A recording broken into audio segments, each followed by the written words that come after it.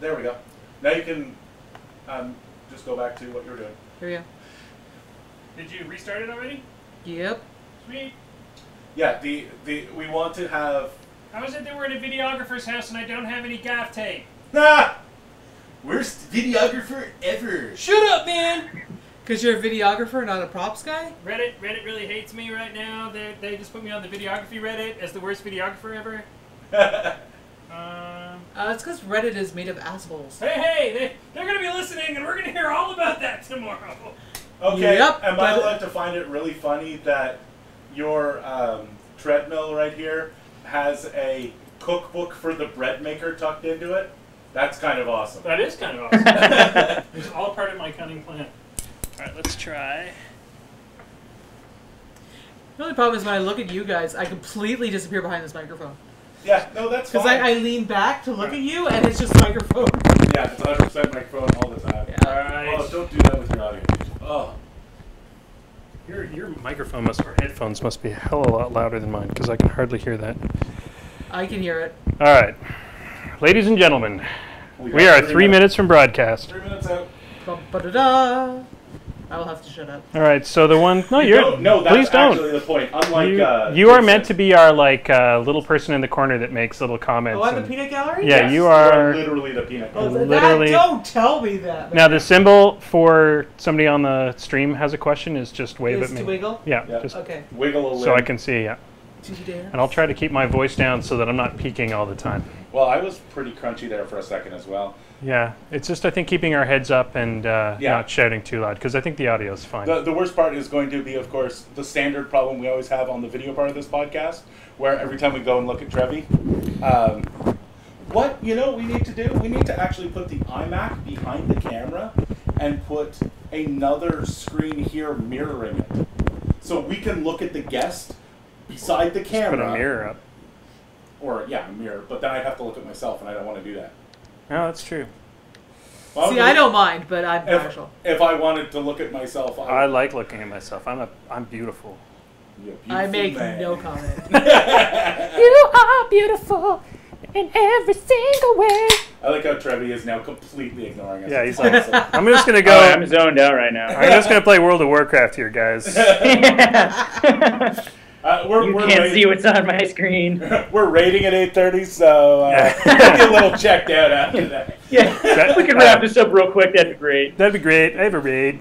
I'm a busy guy. We're totally rocking BlackRock tonight. I don't even know if that's a thing anymore. Do they still have BlackRock? Yeah, they still have BlackRock. In fact, they redid it recently. You know what? I've got all of 1 minute to go get the quiz questions. No, we don't need any quiz questions.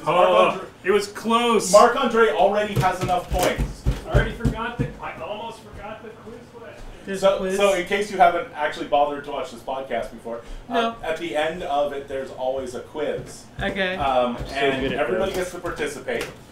And so far, Marc-Andre, not only live on the podcast, but in the comments, has more points than anybody else. Okay. Because that boy has an What is encyclopedia. Marc-Andre's name on the chat? Oh, you'll know. He'll be the one He'll be the one smack answering. and answering all the questions better and before I do. Because I was being Marc-Andre, smart-ass is to that Refugee? Yeah, Is he on right now? Is Refugee on? No. That douche. I have Quick and the Dead and Maelstrom Nah. and Trevvy. Oh, so Jason's on. Yeah, Jason's on. I did not realize Jason was Jason. All right. So that went well. It is 8 o'clock, so Here we're we going to go. get this started. Hit that button.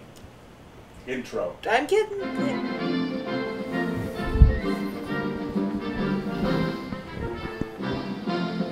Welcome to This Death Clock Has 60 Minutes, the explicit all-Warma Hordes news podcast. It's 8 p.m. Wednesday night, and the Death Clock starts now.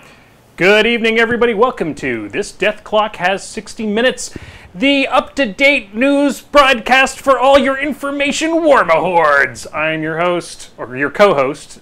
I'm not Semi-Automagic. I am Myth Gorax, and you are... I am, in fact, Semi-Automagic. And overrunning the board today, we have the wife. Say hello, the wife. Hello.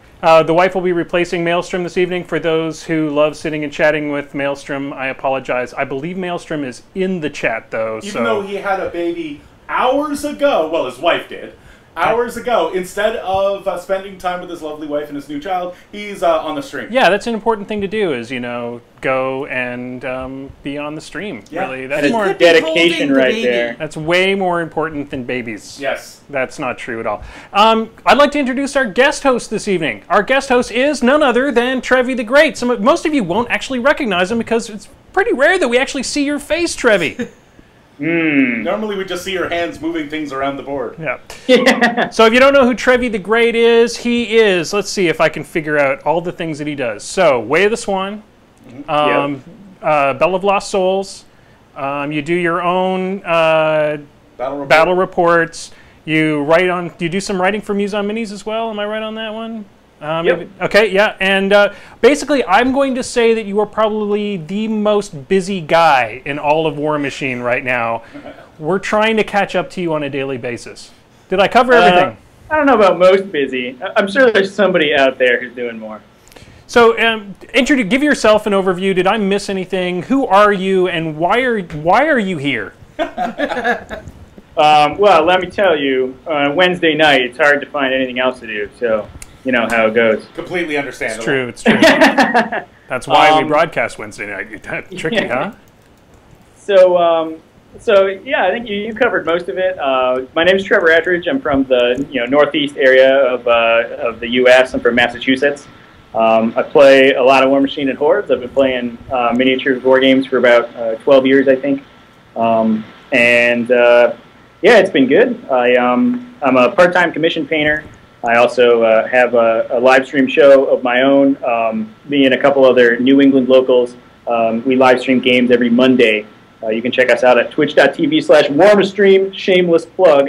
And shout out to all my Northeast compatriots. It's not shameless at all. By now, Manoth John should be on the stream. Shamelessly pimping his shit. Oh yeah, he jumps into our chat room too and it's promotes important. Away. You know what? We'll just say this right out because we give people flack sometimes, but the reality is that's what this is all about. We're going to talk about that a lot tonight in the cast. We're going to get into that during our roundtable. We're going to talk about creating a good environment, good online environment, which I think right now more than ever needs to be said.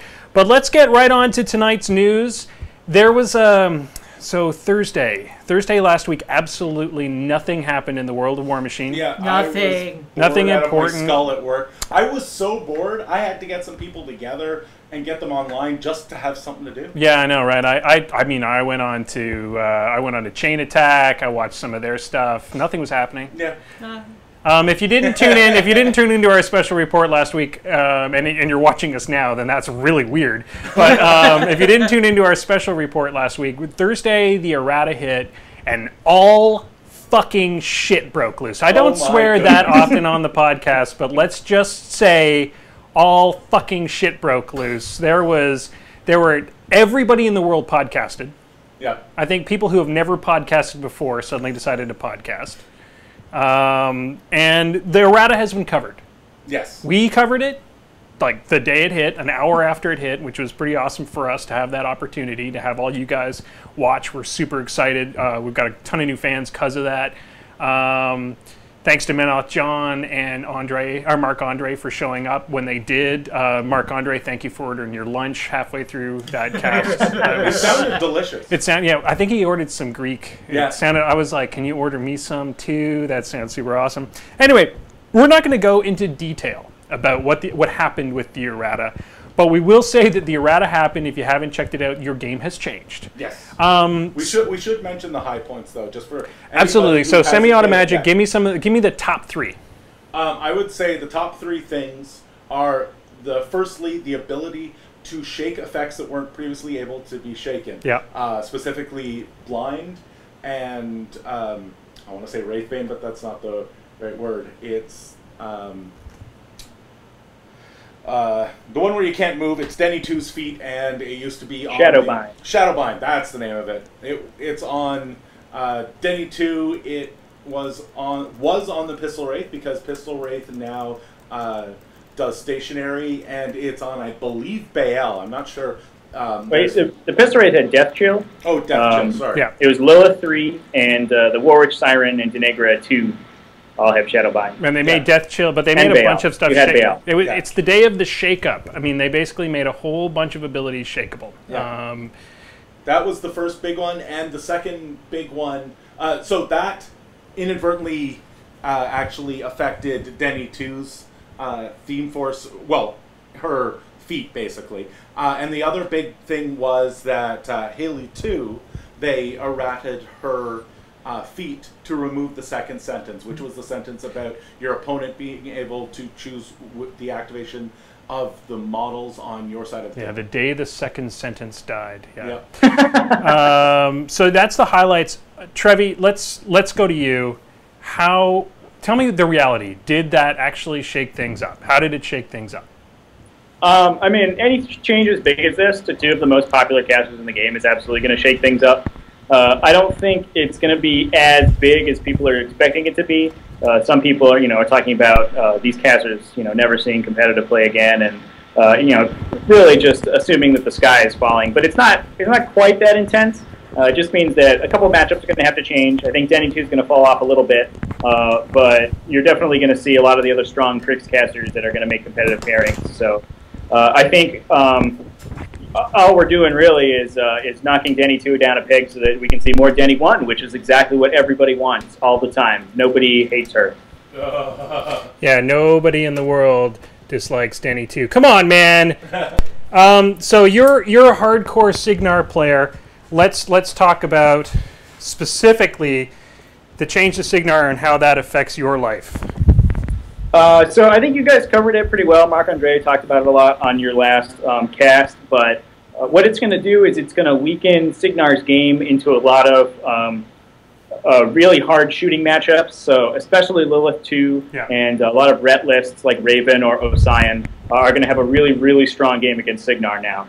And it's very difficult in Cygnar to find lists that counter that. So it weakens the matchups of the faction overall. But other than that, you're still going to see Haley 2 a lot. I think she might, be dropped out of a couple pairings, and, in exchange for Haley 3 or somebody else. But she's still going to be very popular. And I think saying the sky is falling is the real crux of this, because the reality is that it's just Haley 2 was our go-to solution to a lot of problems as another Cygnar player, and forcing or balancing Haley 2 just means that we have to take a more, I feel anyway, we have to take a more serious look at our other casters. We can no longer just rely on Arcane 2, our Siege 2, Haley 2, Triumph, the Siege 2? Or sorry, Siege. What haven't I heard? Oh, wait, we're actually in the future. Oh, we weren't supposed to tell you that. We get all the secret. We as Moose Machine actually get all the secret information from Privateer Press. They don't like to advertise it, but that's why we know it. No, I mean, sorry, Siege, Kane 2, and Haley 2. Those are sort of our go-tos. And the reality is we're losing the one that's always there. Yeah. Or not necessarily losing it, but we're now questioning it, let's just say. I think one of the big things that this errata has done, and I would say almost every move that Privateer Press has made for the last, I would say, 6 months, has been towards pushing diversity in the types of models that you see on the table. Absolutely. They've some of the other things that they did in this errata is that they changed Gargantuans a little bit for better, for like gives the Animus to the Archangel. They gave a second shot to the Troll, to the Mountain King. It's all about models that aren't seeing the table, getting them on the table. So people like Crix and Cygnar, where they have a very deep bench of casters, but you see the same 3 or 4 casters over and over again. Part of the point of what they were doing was pushing so that you will see more different ones. And here's the reality. You weren't seeing only 3 casters. You were only always seeing 1 caster in competitive play. I mean, there obviously are some people out there that weren't. But generally when you hit a tournament, it was, so you're playing Haley 2 and who else? All right, so that's the reality. That's how we feel, and that's sort of where we've moved on. But this is directly, the biggest news is not the errata, because we've already covered that. The biggest news today is the fallout or the change that happened in the WTC. Or the not change. The not changes that happened in the WTC, which we got to report on hours later. Let's start with you, Semi-Auto Magic. Tell us what happened. What was it? First off, what's the WTC? And because there's a lot of casual players out there that don't give a damn. I mean, 95% of the players out there are not competitive players. 99.9% of them aren't going to the WTC this year. Why does it matter? Well, the WTC has been angled by the sort of more heavy-duty players as the World Championships of War Machine and Hordes. It is, the WTC actually stands for the World Team Championships. Teams come from all over the world to compete, and this year it's in Ireland. Right. And it's teams of 5 players. You have to have your list submitted well in advance, and your team basically has to cover each other's matchup. It's as if it was one player with 5 lists at a tournament instead of 5 players, each with, and they each have a list. And the idea in that format is that everybody puts out their lists well ahead of time, so nobody has any kind of ability to tech against each other, and then they release all that information at once. Okay, I'm going to stop you right there because we don't want to give away the plot. Trev, tell us exactly what happened and why it disrupted the W. Why did the errata dropping at this point disrupt the WTC the way it did? Well, obviously, Haley 2 and Denegra 2 were some of the most popular competitive casters to bring. So at a competitive event like this, they're obviously going to be very popular. And I think the vast majority of the players in those 2 factions, obviously Signar and Crix, were taking either Haley 2 or Denegra 2. So these big changes, big sweeping changes that really change those casters' game a lot, are going to have a huge impact on a huge number of lists in the event. Yeah, I've had a quick look over the lists. Now, there are hundreds of them. What I will say is that, from what I could tell, every Signar player that could bring Haley 2 has brought Haley 2. Right. So if there is more than one Signar player in their team, then only one of them gets to have Haley 2 because it's unique among them. But everybody that could did. All right, to wrap this up, because we can't talk about this all day long, because we're going to talk about other stuff. But we're going to move on from that. Basically, what's happened is the WTC, some people feel right now that this year is basically like ignore it because it's not really, because what's happened is that the WTC ruled on it. They're going to keep the lists as they are. They're not going to let anybody change their list, and they're going to play post-errata. This is a big deal. Yeah. So the 3 things they could have done were, well, everybody was saying it was 2 things, but they could either let people resubmit the list, which, of course, the big problem is everybody's already seen everybody's list. And now you'll be able to tech against everybody else's stuff. The second thing was rollback. Yeah. Don't use this errata. And then the third option, which before they came out with it, I didn't hear a single person talk about. The third option was do nothing. Yeah, do nothing, and that's what they opted to do. And that there's, the players in the WTC have universally said, as far as I've heard, that was the best decision they could make. We're just going to play our game and do the best we can. Well, these are players that are at the top of the world, the top of their game. If anybody can adapt to these changes on the fly, these are the people to do it. So I think the WTC is not defunct. This is what, our little bit of personal editorial here. I personally don't think it's defunct. I'm still going to watch this year. I'm going to watch actually fascinated, because you're going to watch the greatest players that we know of trying to make do, basically, with the changes. The guys who teched for Haley 2. They're going to be playing a different game. Trev, what do you think? Yeah, I think it's going to be very interesting to see people really adapt to this change. They're going to have to play their list in a very different style into a lot of matchups, especially with Haley 2 and with Denegra 2 as well. I think the really sad part, like the only real tragedy in the errata is a couple of Haley 3 lists got pretty gutted by the change to Haley 3. Yes, that's true. Because her change was the only one that really affected list list composition. List composition. Composition. That's the word. You guys are good at this. All right, so let's move right on from the headlines, because, as I said, we really could talk about this all day. We have a ton of other things to talk about here. We're going to go straight on to our next segment, which is Rip from the Forums. Rip from the Forums. Perfect job. Perfect job, the wife. I pushed a button. You do amazing work. All right, so today we're going to just, let's go. We're still going to be talking about errata here, obviously, because that's really the only topic that's hitting the forums. But what I want to talk about is the effect on the errata to the game in the future. Like, as we see the game changing, we're all going to suddenly be playing a different game. Already, we're seeing our local metas excited about it. You're seeing brand new lists coming to the table. This week at our pub night, I mean, everybody was playing Colossals. I mean, I saw 2 Colossal lists, which we've never seen. Maelstrom himself showed up with 2 friggin' giant angels. Just slapped You were playing one of them. I was playing the trolls, man. It was awesome. Yeah. I mean, it's seeing gargantuans suddenly show up on the table is a big deal. Suddenly, no Gormans. I didn't see a single Gorman. I didn't see any pistol wraiths. We're going to see a change. Let's go straight to Trevvy, because you're in a different meta than we are. How do you see the errata changing the game as we know it? I think, like I said before, it's gonna change a lot of list pairings. I'm not sure. As a whole, you're going to see a huge increase or decrease in the number of Colossals or Gargantuans that are brought. I think new releases and future changes are going to pave the way for those models to be brought. I think what it does do is it really opens the door for privateer press. Now with this errata, what they've sort of said is that they're willing to change rules and add rules to cards, which they haven't really done in the past, in order to rebalance models that are too good or not played enough. A huge example here is the Siege Animantrax. It went from being literally one of the worst models in the game to now I think it's going to make a ton of competitive lists. And that's very exciting for future releases. Absolutely. Well, suddenly the guy that bought that model because he thought it was cool then got into competitive play and was like, oh, man, I bought this model. And I mean, everybody who plays Trolls buys the Mountain King because it's a cool-ass model. Same thing with Legion and the Archangel. Absolutely. Some people go out and buy it as their very first model. I think that's important. Those big Gargantuans are really something that draws a lot of new people to the game because they're so dynamic and cool looking, and the models are just freaking gorgeous.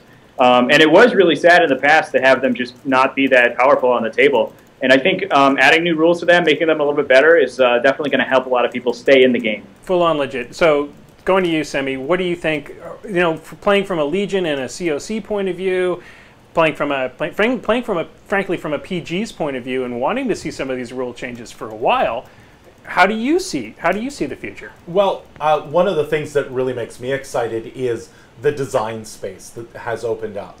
The fact that you now have very few unshakable effects, I think, allows there to be more space for low defense warcasters. Mm-hmm. I think with these changes, we might see our first colossal warcaster, like a Karchev 3 or a COC gigantic colossal. It was just you couldn't with all conscience put a warcaster low enough defense without a bunch of defensive tech, because there were abilities out there that could just shut them down. Yeah. And it would just that was it. With those abilities having the ability to shake it, it means that you now have more design space. Mm-hmm. Just like when we lost double teleport for Circle, that allowed there to be more places that they could expand into a circle. And I think all the changes they've made have given more design space for privateer press. Absolutely. And the other thing I think that it does also is they took away as many things as they added. And one of the mistakes that companies do when they first start publishing heavy erratas, when they try to fix their, quote-unquote, fix their game, as we've seen in some board games in the past, some video games in the past, is that they keep adding.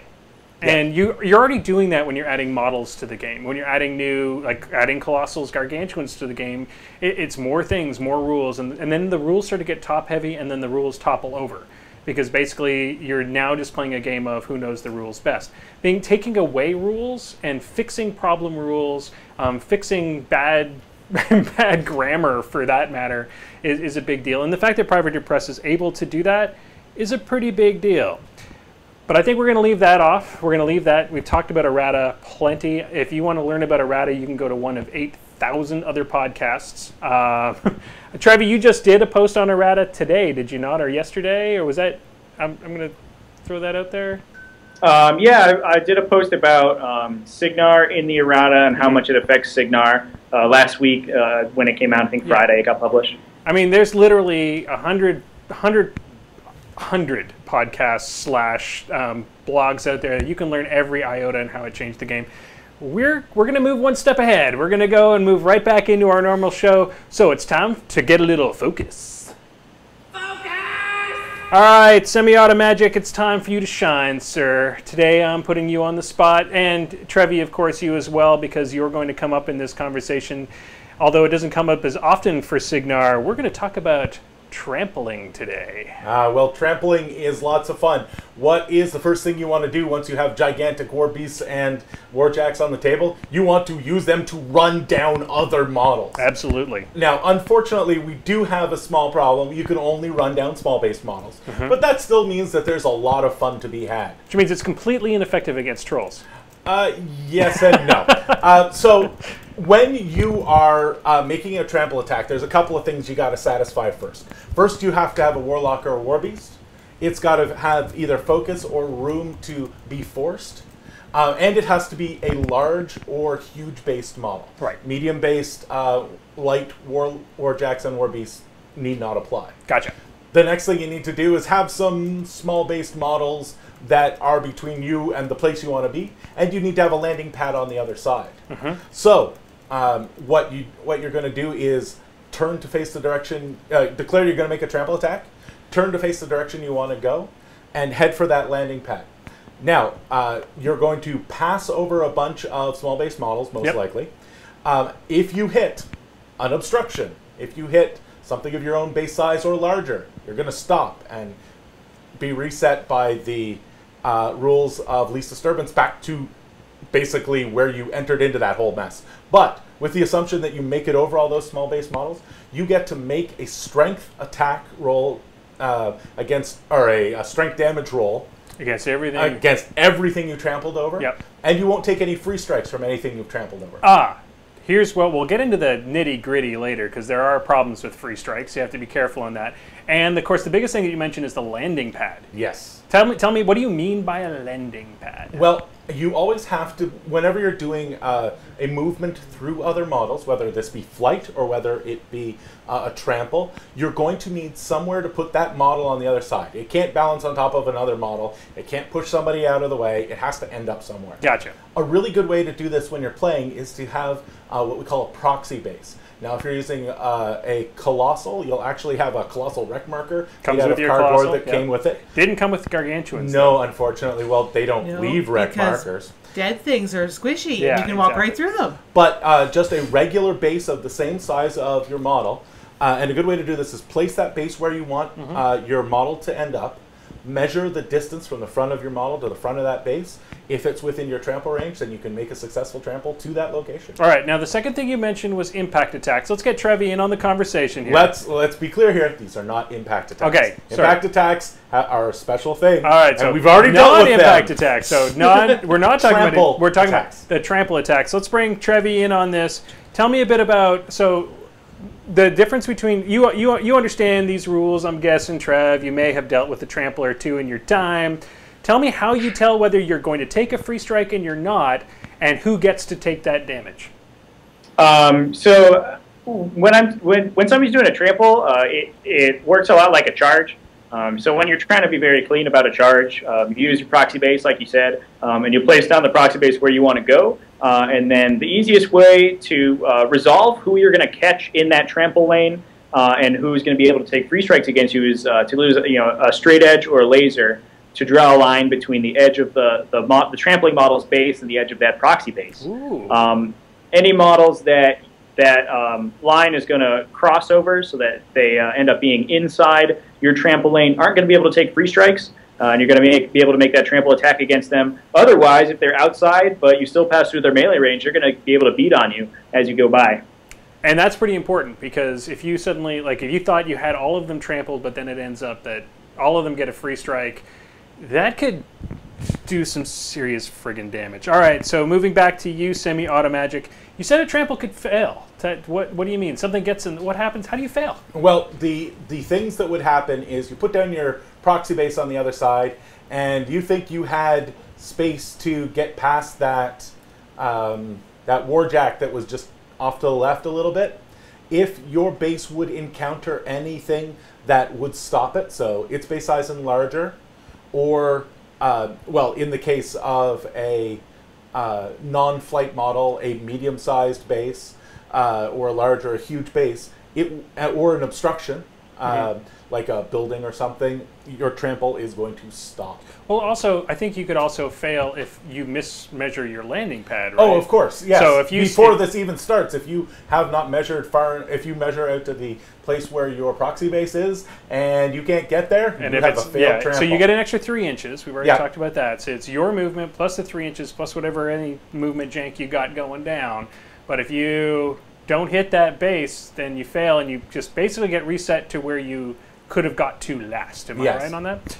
All right, so let's talk about some tips and tricks for stopping tramples, some tips and tricks for doing tramples. You already talked, Trevvy, a bit about using the lasers and the base, but let's talk about give new players some hints on when a trample is appropriate. When is it tactically the way to go? So a lot of trample's a little bit of a weird power attack. It doesn't come up very often. There aren't a lot of situations in which you have, a nice, beautiful lane of models that you can run over and just kill them all with a war beast or something. Now, that said, there are times when you can use it and you don't actually hit any models. For example, if you have something that is within your charge range, so your speed plus 3 inches, but you for some reason aren't able to charge it, either it's not in your line of sight or it has an ability that prevents it from being charged, like Kalis's feet or a polarity shield, then you can trample right up to it and then use focus or fury to buy attacks. So you can still get up and attack that model even if you weren't able to charge and you were out of range to just walk up and swing at it. See, that's super legit. I never would have thought about using that as a way to just get you up the board. So going to you, semi-auto magic. Tips for stopping tramples. Like if you're on the other side and you just don't, you got a guy who I may know this dude who I play against like once every 2 weeks who loves to trample. When he sees a trample alley, he goes for it. How do I stop that from happening? Well, clouds of models is always your best answer to that. Or obviously hiding behind an obstruction or something can't be trampled. But often you will have support models that you can use to foul the landing pad. Something like a Goblin Bellows crew or a Reinhold or a Squire or something. If you move up your caster and you realize, that guy might get over here and there's this nice big, 2-inch, 3-inch spot right there, maybe you just shuffle a small base model in there, even if you don't think he's coming, just so that maybe that doesn't happen. Right. So, I mean, basically you're talking about filling the zone. Just keep those landing pads. I think it's also a legitimate thing to always think about when you're playing a large amount of small base. If you're doing a dude spam of any kind, it's kind of a thing to think about. Cloud your models, because if you leave those big open zones, then guys with flight are going to get you. Guys who like to use trample are going to get you. You just need to not leave. Teleports. Maelstrom. The wife has something from the boards. Quicken the Dead would like a note made that if you cannot charge, you cannot trample. Read Kalis's feet. Although Trev appears to be answering that for me at this second in the damn chat. So ignore my little fingertip. So give us the answer then there, Trev. So that is true. If there's a specific effect that stops you from charging, then you won't be able to trample. However, specifically, Kalis's feet only stops you from targeting models in her control area with charges. It doesn't actually affect enemy models at all, meaning that you're still able to trample since you're not specifically targeting any particular model with a trample. Right. It will work for slams, so anything that prevents a charge targeting a specific model will also prevent a slam targeting that model. But again, since a trample doesn't specifically target the model that you're trampling at, you're still able to perform a trample power attack towards them. And this harkens back to the thing that we talk about every time we do any of these more difficult rule interactions, that there is interpretation. And when it comes down to it, guys, you might get opposed on a ruling like that. You saying, well, Trevvy the Great told me that this is the thing. And it's true. That's the way it works. But if your PG or the tournament organizer says, sorry, today is no go, then you got to live with that. But, as of today, We're just gonna say that's what Trev said. So there are two things I should mention. One, when he's talking about when you can't trample, or when you can't charge, you also can't trample. Where that primarily comes up are effects that change your speed. Right. Anything but rough terrain that changes your speed. So a -2 speed from a Denny 1 feet or something like that. Then you definitely specifically decreases your speed. Increases are fine. Yeah, are going to stop you from making a charge or a trample. The one other thing I think we should mention is flight models and trampling. Because you can pass over models with flight, you can do some really janky tramples that would never work any other way.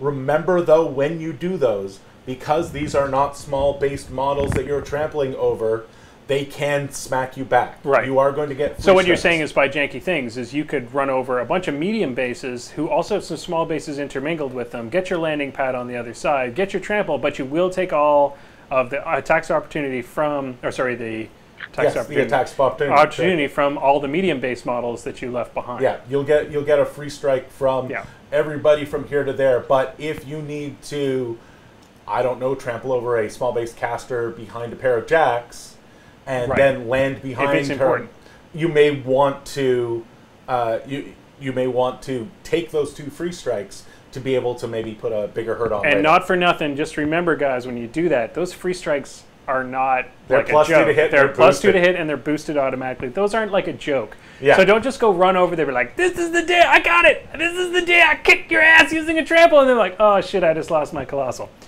All right, guys, I think we'll, unless we have any more advice for the guys at Tramples, Trev, do you have any last advice for the folks out there? One thing to remember with tramples is that at the end of a trample, you're always going to be facing the direction that you were trampling in, so you're just going to be facing straight forward, and you don't have a chance to turn around like you would during a normal advance. I see a lot of people make mistakes with that, and they'll trample over something and then think that they can turn at the end and buy attacks on them. And unfortunately, although that would be super awesome, it's not how it works. Yeah, that's important to remember, because if you were going to use it as a move... Yeah, exactly. You do get to, unlike a charge, you do get to change your facing first and then trample, but you don't get to change your facing at the end. Whereas a charge, you have to face directly into your charge target, which a lot of people forget too. They like place themselves in just such a special way that they can hit the everything. All right, guys, we're going to leave that behind for today, and we're going to move right into our guest interview. We're going to reintroduce... Oh, Trevvy the Great! It's okay. It's okay. Hold your applause. It is, you know, it is quite a name you've given yourself. And I don't mean it like, you know, that the rest of the world... You literally gave this name. Just kidding. All right, Trevvy the Great, we've already introduced you to the audience. You are super prolific online. Let's talk a bit about you. Introduce yourself to us once again and tell us how you got into miniature gaming in the first place. Oh man, the origin story. The origin story. It all started one day when I fell into a pool of radioactive goo and was mutated into a Superman. So I can fly now. Happens to us all. Yeah, I mean, it was a good day. It was good that you finally caught up. In reality, though, I started in miniatures gaming years and years ago, back in, I want to say 2001 or 2. My dad and I were actually, we were at the local shopping mall, and we walked by a Games Workshop, and Games Workshop at this time was doing their super awesome marketing scheme of the Lord of the Rings miniatures game. So we got in, my dad was a huge Lord of the Rings fan, so we got in with the 2-tower starter set, and it's all been uphill from there. The old Games Workshop store, also known as a way for mom to get rid of dad and son for 2.5 hours while they went shopping. Oh yeah. Probably the best piece of marketing they ever did in the day that they shut those things down. No offense to all the people that still love Games Workshop out there, but think about the amount of people that got into miniatures gaming because their mom dumped them there at the mall. Mom, boyfriend, mom, girlfriend, sister. Yeah. Becky's been there, it sounds like. She has literally dumped me there. Well, that's important. A little bit. All right, so... So I'm just guessing the whole way of the Swan and stuff. You may play a little Signar. Are you playing Signar right now? Is that your only faction? Well, right now I'm on a podcast actually with some guys from Canada. Which Okay, is very cool. nice. Yeah, cool. Yeah. But yeah, I'm kind of sick I'm when you're doing playing that at the same Signar. time you're talking to us, but Yeah. Currently, I'm playing Signar for the most part. In casual play, I like to switch factions around a little bit, keep things interesting. But competitively, Signar is my strongest faction, so I play them most of the time. why do you play Signar? What is it? I mean, you are the quintessential Signar player. You blog about it. You bat rep about it. What is it about Signar that keeps you playing? Why do you love it so much? So Because you own a website and now you're stuck. Yeah, almost. It's almost how it is. The origin story in that context is a little bit less inspiring, I think. There wasn't any radioactive goo involved, but I started with Crix actually, which it still keeps me up at night. So sometimes. there was radioactive goo involved. yeah. I still might have some necrotite poisoning. Unfortunately, my insurance doesn't cover it, so it's just going to keep on going. But They do cover that in Canada, by the way. I didn't really enjoy playing Crix very much at the beginning. I only played them for a couple months, and I started looking around for a new faction. And I was looking at Signar. I liked the Storm Knights, and I liked their Warjacks. But I was also looking at some Hordes factions and stuff. And then I won an eBay auction that included Kane 1, 2 Cyclone Warjacks, all glued together, so no magnetization or anything. They were stuck as Cyclones forever. And a full unit of Long Gunners. Oh, And, What a yeah, way it to was a start. very strong. I think I know why. competitive I force think I started know with. why they put it on sale for auction on eBay. It's like, hey, here's all this shit I'm not using. Here you go. Absolutely. P. I did win Kane. some games I don't with need that list, guy. though. Just getting started out. Yep. So the next question, of course, is moving right on. You went from getting into Signar. How did Way of the Swan happen? So I was already blogging a little bit. As I said before, I was a part-time commission painter for a while. So I was blogging it a little bit and making YouTube videos for that. I was doing some battle reports and stuff. And when I started playing Signar more competitively, I just decided to start a blog about it. And it really started as just a way to, jot down thoughts I had on the faction. I wasn't very good to start off with. I had a lot of weird dojo involving trencher commandos that I was really infatuated with at the time for some reason. Unit of So Long Gunners. yeah, definitely don't go back and read A couple my of archive. Cyclones. Yeah. So It sounds like we need, I think we the might rest just is have to history. post the Way of the Swan retro editions where we just post the first 3 posts of his. Once every month they're like, we'll put it on Reddit and see what Reddit thinks. Oh, goodness, yeah. yeah, I had some great articles about how good Precursor Knights were with you, and Nice. it was real bad. It was real bad. Sammy, you got a question? So, how has Ormanichian and Hordes grown since you started? Well, what do you see as the big changes that have happened since you started playing this game? So I came out right around the inception of Colossals. I got into the game just on the heels of Wrath, so battle engines were just becoming a new thing, and they were still shiny at that point. They hadn't sort of corroded into these, just blobs of nothingness. But so I haven't really played much of the game before Colossals were introduced. So I guess that was the biggest change from coming in, starting originally with just these battle engines and just playing with Warjacks to almost immediately Colossals being released. That was kind of a culture shock, to have to deal with these huge new stompy robots that were running around. At the time, did you think that Colossals were going to lead to the type of creep that we see in some other games, where if you don't have Colossals in every list, you have a problem? That was certainly a fear, I think. I came right out of Warhammer 40,000, and that sort of power creep was very prevalent in that game.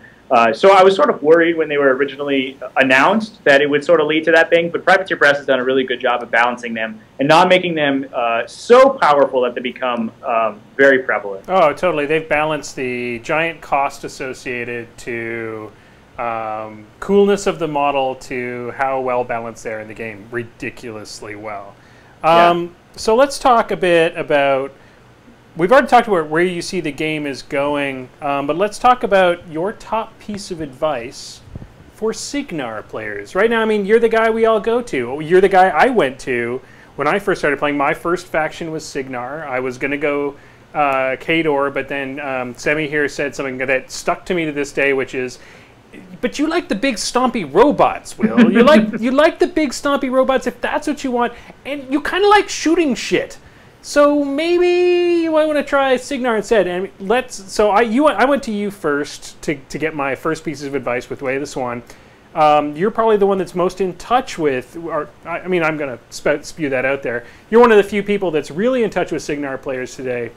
What is your top piece of advice for the new Signar player hitting the game? So yeah, new Signar player coming in. I think one of the biggest things that really changed my game when I sort of realized it is that it's okay to use an advance backwards, which I didn't really understand to begin with. Obviously, the term advance implies that you're going forward. But as soon as stuff, like gun mages and stuff, start moving backwards and shooting, you start to get a lot more turns of work out of them. And if you can make it happen with bigger, more imposing pieces like storm walls and stuff, and you can just back up and keep blasting away and still be relevant on scenario, you can see that those big gun lines can do a lot of work before you're forced to get into melee. That is, we watched a guy who was a new Signar player this week at our local bar, doing exactly that, marching everything forward, running everything as fast as he could to try to get forward, and sure enough ended up clogged up with his gun line. Very, very prevalent. Now, the second question, of course, is old players. What for the practiced, old, hardened Signar player, do you have a piece of advice?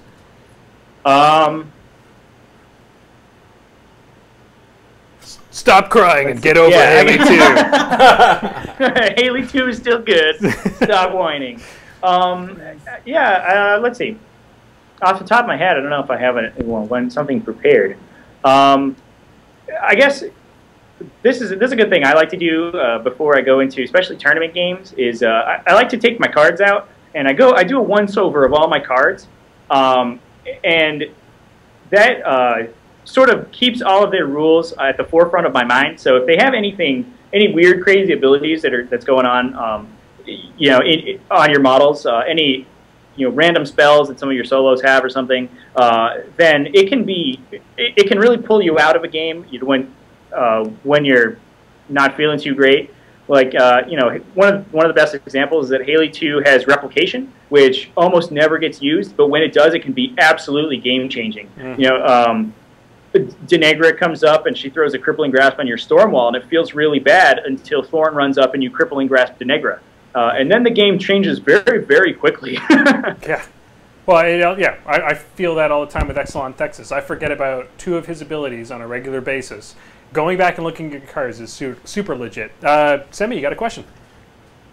Well, you've already told us sort of one of your pre-game rituals, you going and reading through all your cards. Do you have any others that you always do before you go out? Any other pre-game rituals? I like to, one of the most time-saving ones is that you organize all your tokens before a game starts. I like to, I have a little case, and I have all my tokens in it, and I'll take out all the tokens relevant to whatever list I'm playing at that point.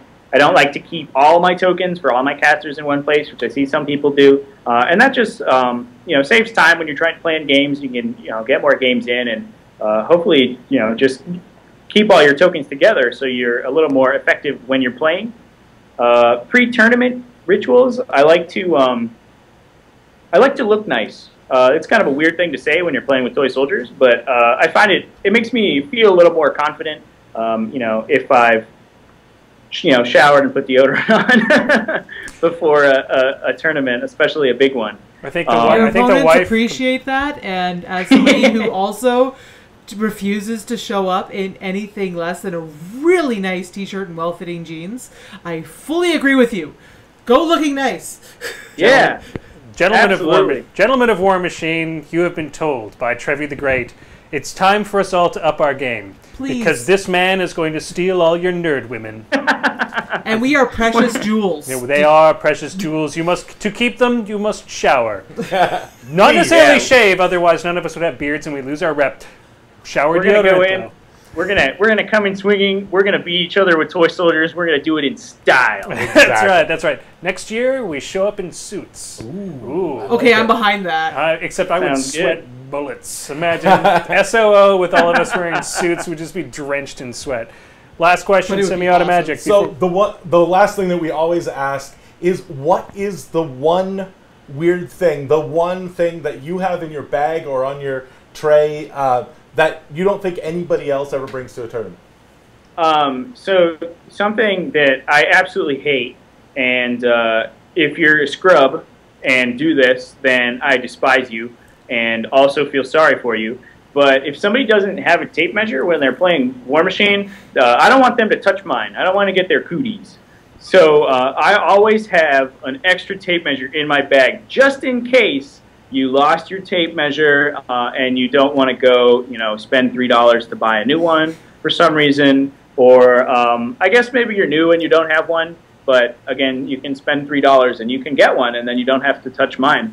And just because I'm pretty vindictive and I'm actually kind of a jerk, the extra tape measure I bring is a really tiny one with a a floppy measuring thing. Nice. So it is incredibly inconvenient to use. So if you have to use my extra tape measure, you're going to have a terrible time. And I hope you go buy your own. I'll also admit to carrying the extra tape measure that might be. It's the one that's missing the one bolt. So that if they like snap it too many times, it's gonna end wiggles around a little. Yeah. Oh yeah, and it's gonna break. Like if they keep sucks. messing with it, it's gonna break and it's gonna fly in their eye. Sorry, Becky. Becky has a question from the audience. Apache Flame would like to know if Trev has any sacrifices to the dice gods.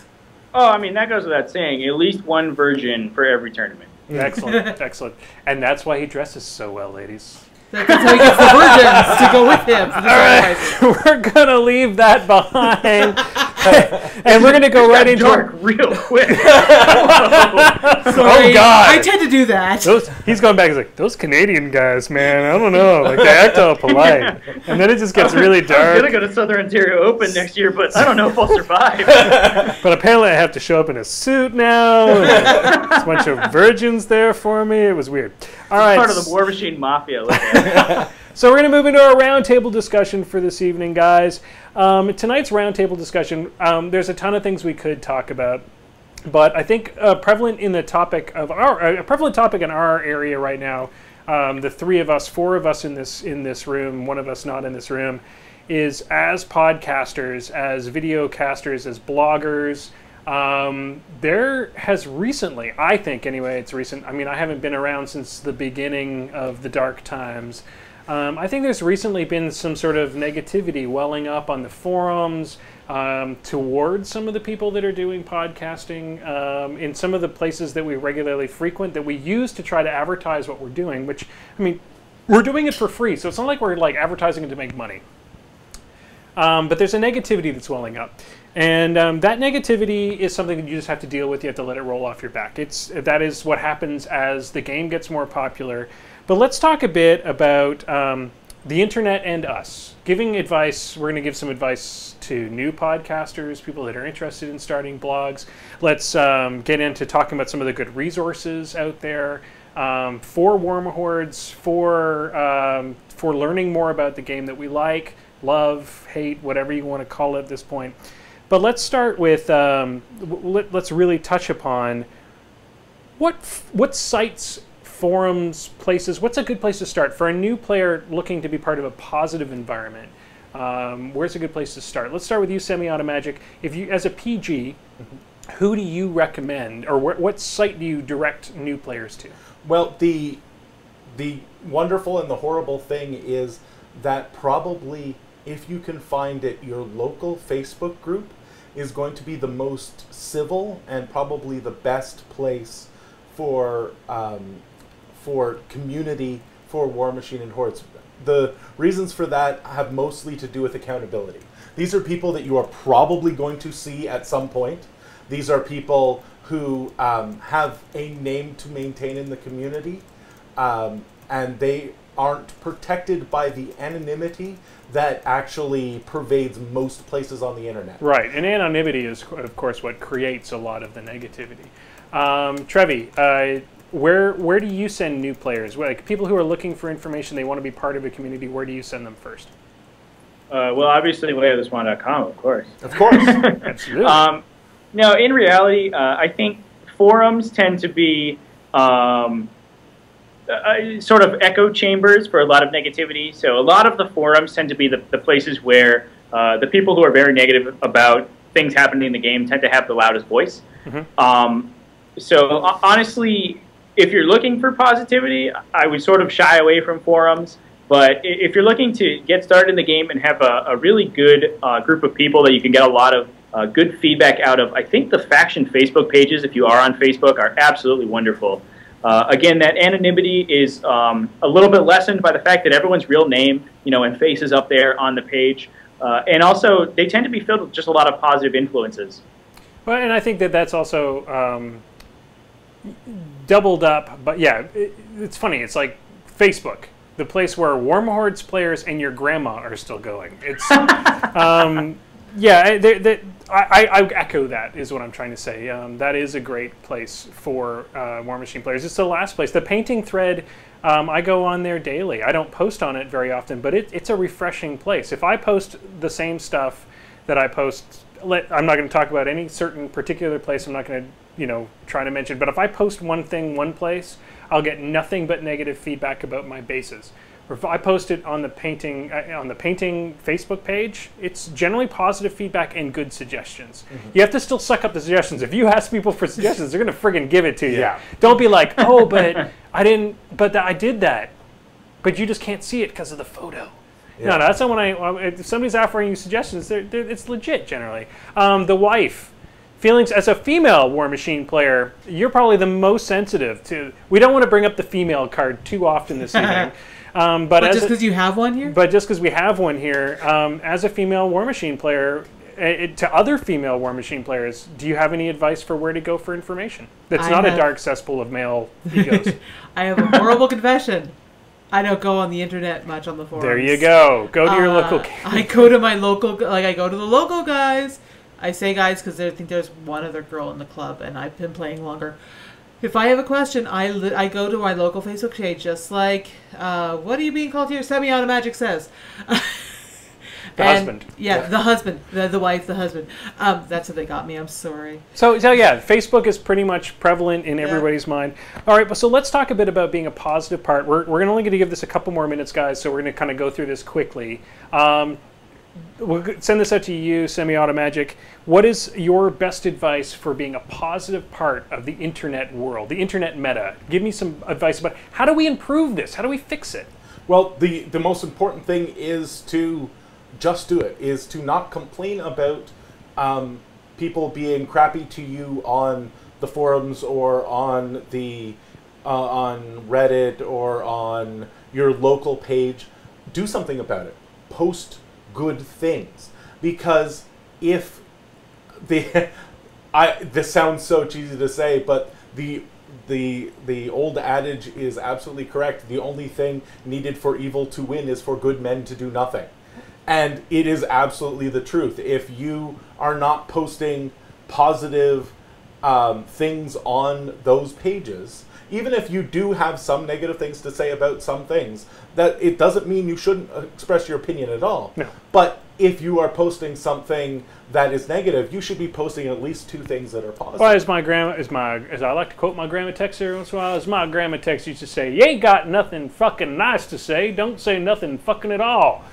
Trev, advice for if you want to start a blog or podcast. What is your advice? Everybody loves battle reports.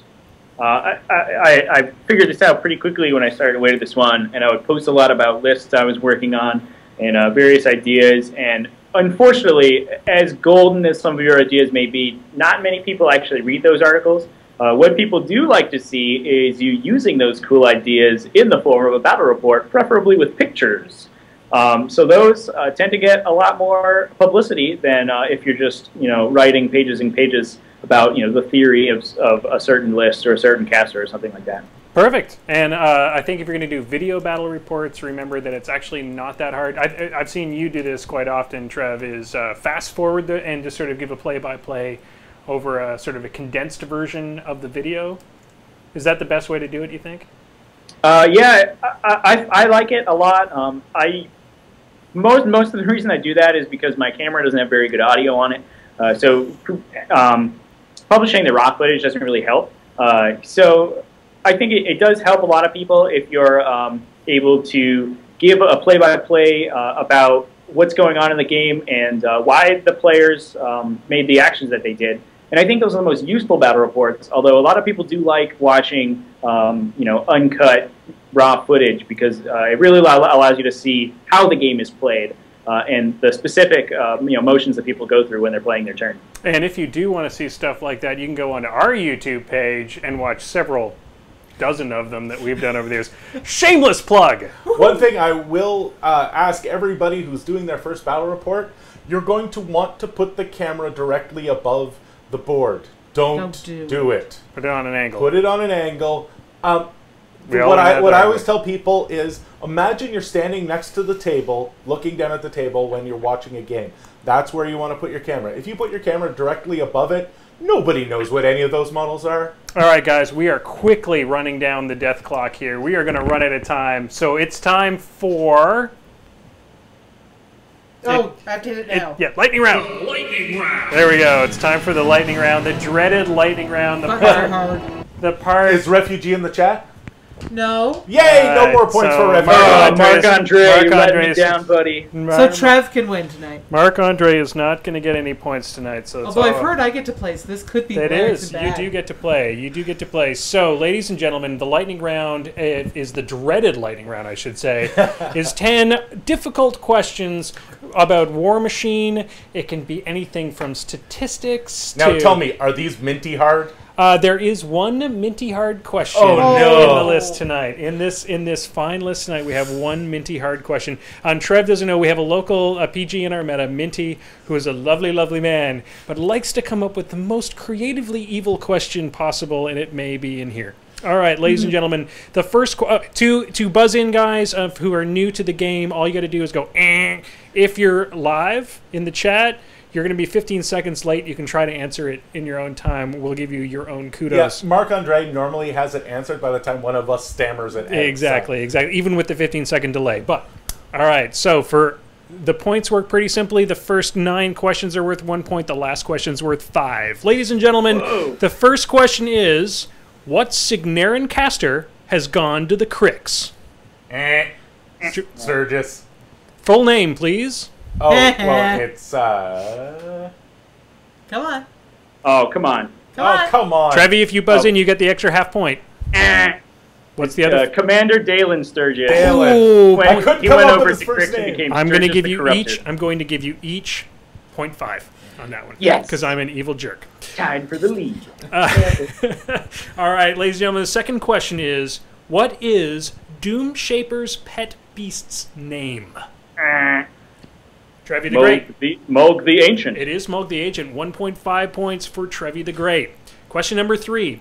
What is the P plus S of a Stormblade's generator blade? Sorry, the Stormclads, not Stormblade. Oh, Stormclad. So I meant to say Stormclads. Is 19. It is 19. Well, even with the duck there, so that's 2.5 points for Trevvy the Great. A Stormglaive on a Stormblade infantryman is 13, just so you all know. I'm not giving you any extra points for that. All right. Because otherwise, nobody else will catch up. All right, so question number 4. Name the 3 grenades Gorman can throw. We've got Blind, we've got Rust Bomb, and we've got Smoke. You didn't actually... I'm going to give you 0.5 because you got the effects. Oh, those are the effects things? The names are Acid Bomb, Black Oil, and Rust. Acid Bomb, Black Oil, and Rust. We'll give you 0.5. You're up to 1 point versus 3.5. The wife, sorry, dearest. 0! You're at 0. Don't worry, it took Maelstrom a while. All right, range on the spell Gallows. Trevvy the Great. 10? It is 10. It Oh. is 10. All right. This is the minty hard question for the evening. What is the geographic location of the Thundercliff Peaks? No, yeah. How close do I have to get? If you give the 2 countries that it's associated with. Well, Rule in Kador. It is Rule in Kador! Oh, man! Oh, my! That's... Well, I know where... If I had a map, I could point to it. But that was pretty Off good. the top of your head, that's impressive, That sir. is very impressive. That is a... You have upped your game, sir. I would like to point out that Semi does our IKRPG that game, helps so a little he's bit. looked at the map But more than once. Still, that's upping his game. All right. Next question, ladies and gentlemen. Question number 7. Month and year Devastation will be released. Ooh. Is that... Devastation is the next Hordes one. So Month and year. I'm giving you... I'm going to say November 2015. Wrong. It is October 2015. October 2015. According to the release schedule, as I looked at it today, I could be wrong, and I'll get 25 people telling me I am. Or 3, because that's how many people watch our show. All There are right. 9 watching Question right now, number watching 8. wrestling. What is Striker's current rank? Trevvy the Lord Great? General. It is Lord General. Did They're all they have to freaking make up a new rank for him, or is that Haley? They actually make fun of it in the Haley book. They're like, hey, it's his fancy new rank. Well, I think there were already Lord Generals in the Signar Army. I think Lord Commander is the one they made up for him. Okay. Specifically. All right. Question number 9. What is the arm stat of a Wraith engine? Who plays Wraith Engines? That's why. I'm going to say 19. 19? Yeah. It is. You're both wrong. It's 18.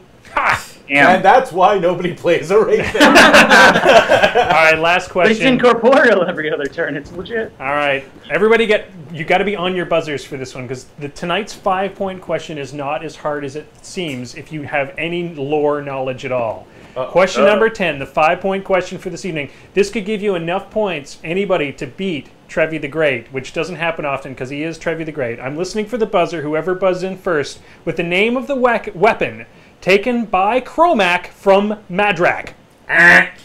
Oh. All right. All right. I'm going to... I actually know this. I heard all 3 of you. I did not make a noise, to be fair. I just jumped up. Here we go. So, we're going to split this into 2 then. We'll go, Trevvy the Great, what's the name of the weapon? Wrathrock.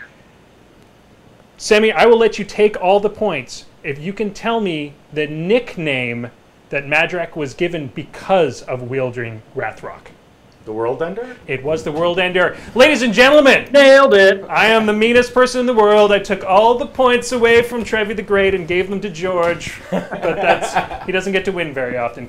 So that's it for good. As long as it's for charity. It's for charity. We're giving all It's those for the points. little kitties. All the points are being given to all the little kitties out there. They all get point glasses. Points for everyone. Points for everybody. All right, ladies and gentlemen, that was pretty awesome. Thank you so much for coming out and hanging out with us tonight, Trevvy the Great.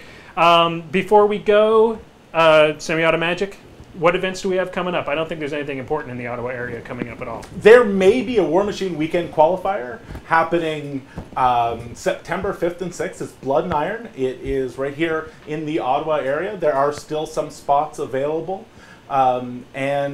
It's looking like it's going to be a pretty good turnout. And if you are a painter, you can just get somebody who's going to submit their paints for you, which is a big change. Yeah, we did change that recently. The painting contest, we have removed the requirement to be actually at the event. So find out who in your meta is going and load them up with all the models that they aren't going to get to play with, but that they have to carry around anyway. Sweet. And make sure that they don't get damaged because, of course, they're really important models to you. All right. And send those along so I can fill up these big glass display cases. And it always looks better at a convention or a tournament when there's glass display cases full of cool models. Trevvy the Great, you got any cool tournaments coming up in your area? So that same weekend is the Nova Open in Virginia that I'll be going to, which is very exciting. There are actually some New England locals that are going on over to you guys' area for Blood and Iron, so shout out to those guys. So that'll be cool. Hopefully get some New England blood up there. Yep, That's pretty awesome. And then also down here, there is in October, Boost for a Cure is being put on again by the Dark Omen Gaming Club, which is a huge charity event for a variety of charities around the area. They pick a different one each year to raise money for. And so far, they've only run it 2 years previous, but so far they raised, over the lifetime of the event, they've raised $10,000 for various charities. So that's very exciting. They still have 12 spots open for those who are interested. I think you can check it out at darkomengamingclub.org. If you're in the New England area and happen to tune into a Weird Ass Canadian podcast about Weird Ass Canadian news, you need to go to that event. We of course have all kinds of other things happening at any given time. Next week we will be back here, same place. Unfortunately, you're going to lose my dulcet tones, which most of you won't regret because I've got 3 weeks of work coming ahead. You guys all got to be part of my awesome summer of awesome, which was where I didn't have to go traveling, but I'm back on the road. I'll be, if you're in the San Diego area and you want to have a beer with me, just drop me a line on our Facebook page because I'll be in San Diego from the 11th to the 19th. Other than that, if you're for some reason in the northern Vancouver area fishing for salmon, you can wave to me as I'm the guy behind the camera. But unfortunately, I won't be here, which means Maelstrom, Semi-Auto Magic, and we're not sure. We might have a guest host. I think we're lining up a few guest hosts, and we're going to try and fill some big shoes. Well, we've unfortunately totally death clocked tonight. We're 6 minutes over, but it was so super awesome hanging out with Trevvy the Great that I could not end it early. Trevvy, we hope we can have you back on the show sometime. Next time we'll get you on here and we'll talk about painting because I may or may not really like that stuff. If you have not watched us before, which has happened. We do have a new viewer tonight. We have a new viewer tonight. Remember that we are here every Wednesday night at 8 o'clock Eastern Standard Time or Eastern Daylight Time, depending on how current you are with your date and time stamping line thing. You can also find us on Facebook. You can find our Facebook under Moose Machine or Facebook/MASFSU. Don't ask why we have that name. It has to do with some legacy that may be out there. You can also watch us on our old stuff on Twitch. Join us on Twitch when we're broadcasting, and you can ask questions live to the moderator, who is live right over there. She is talking to you.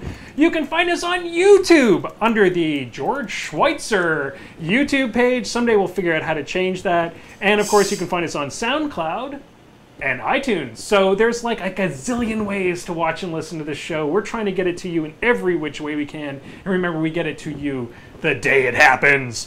So if you can't find us, you're interneting wrong. And that's it, ladies and gentlemen. The death clock went off 6 minutes ago. So dice down, everybody. We lose. Good night from us. Hold on. See you, everybody. Have a good one. There's a button. Just let it run. Sorry, guys.